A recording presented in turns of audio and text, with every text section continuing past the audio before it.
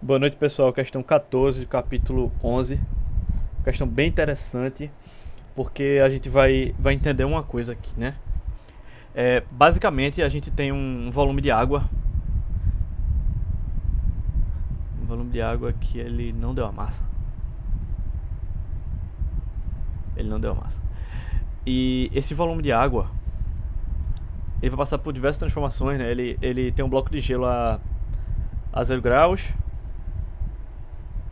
E depois esse bloco vai passar por uma transformação latente e vai se tornar água, também a 0 graus. E essa água vai passar por uma transformação sensível e vai esquentar até 100 graus. Vai ser ainda água a 100 graus. Mudei o tom aqui, mas não tem problema. É tipo mais aqui, né? Uma coisa mais artística. E depois, essa água a 100 graus vai passar por outra transformação de fase e vai se tornar vapor a 100 graus, né? Aqui é uma nuvem, né? Uma coisa mais lúdica. Pronto.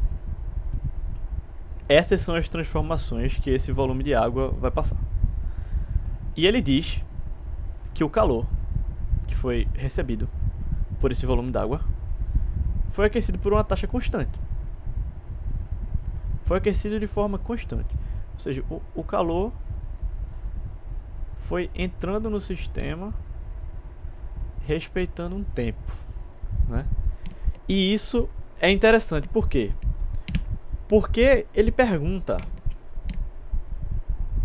o que se tem após a metade do tempo.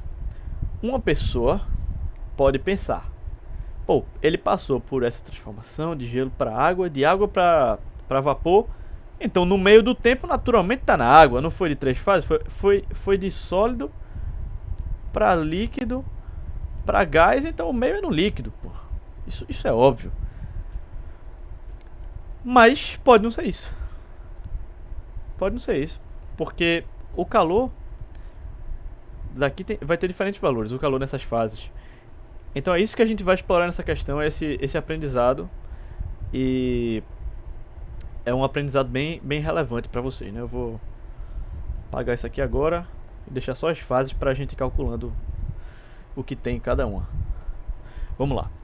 Primeiro, para aquecer do gelo para água, para mudar de fase, a gente respeita o QML, né? Nesse caso aqui, a gente não vai usar o M. Porque não é necessário. A gente vai deixar o M quietinho aí.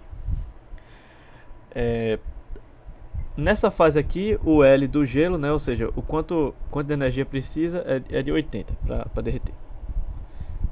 Que é igual a 80 M. Então essa fase aqui consumiu 80 M de calor. Essa fase.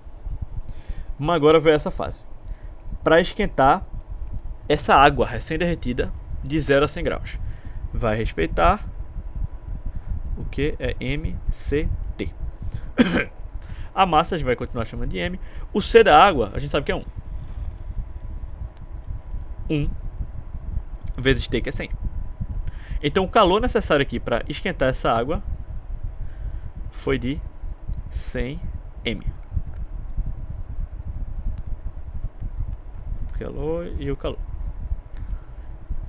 Essa fase aqui, que é de água a 100 graus para vapor, vai respeitar o ml novamente, que é para transformações de fase. O M a gente já sabe que não vai utilizar, e o L do vapor aqui é de 540. Olha, pessoal, observe também esse detalhe. Olha como é mais difícil você transformar água em vapor do que derreter gelo, por exemplo, do que esquentar água. É preciso muito mais energia. 540 calorias. Então, o que aqui é 540 mil. Pronto. Então, pessoal, isso aqui foi a energia em cada fase. Na primeira transformação, ele teve que consumir 80 m de energia. Na segunda, ele teve que consumir 100 m de energia. E na terceira, 540 m de energia. Em todas essas fases aqui que a gente já explorou. A gente sabe que o calor entrou no sistema respeitando um trabalho constante, né? O calor veio entrando no sistema de forma constante, certo? Então, se a gente somar isso tudo aqui, 640 mais 80 vão ser 720 m de calor. Isso aqui foi o total. Sabendo que o calor está entrando no sistema por tempo, na metade do tempo, que é o que ele pergunta no T sobre 2, vai estar metade disso. Então vai ter entrado no sistema 360 m. Em que momento a gente está no 360 m? Que é o que ele pergunta. O que se tem após a metade do tempo? Então, a primeira transformação ocorre em 80 m. No 360, a primeira já ocorreu completamente.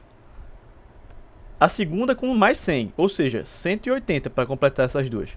360 é maior, 360 é maior, ou seja, já completou também a segunda fase integralmente. Agora a terceira precisa de mais 540. A gente, usando a energia inteira, aqui usando o que sobrou, né, tirando 180 de 360, a gente vai ter 180 m para usar aqui. Então, se você percebe, nós vamos ter vaporizado 1/3 do volume d'água. Ele na pergunta, ele nem pede esse detalhe, ele nem pede nesse nível de detalhe, mas se ele pedisse a gente podia responder também. No momento final, nos momentos finais do sistema, no T sobre 2, né, na metade do tempo, nós vamos ter 1/3 de vapor e 2/3 de água. E é o que ele responde aqui. O que é que vai ter na metade do tempo? Água entre 0 e 100. Não, já esquentou tudo. Apenas gelo a 0. Óbvio que não. Uma mistura de gelo e água a 0. Não. Uma mistura de água e vapor a 100. É isso mesmo. Uma mistura de água e vapor com 2/3 de água. É isso aqui. Então essa questão é bem interessante para você perceber que às vezes o tempo não é como a gente pensa. E também a fazer esse cálculo. Eu acho que é isso, pessoal. Qualquer dúvida podem nos enviar que buscaremos ajudar. Uma boa noite a todos.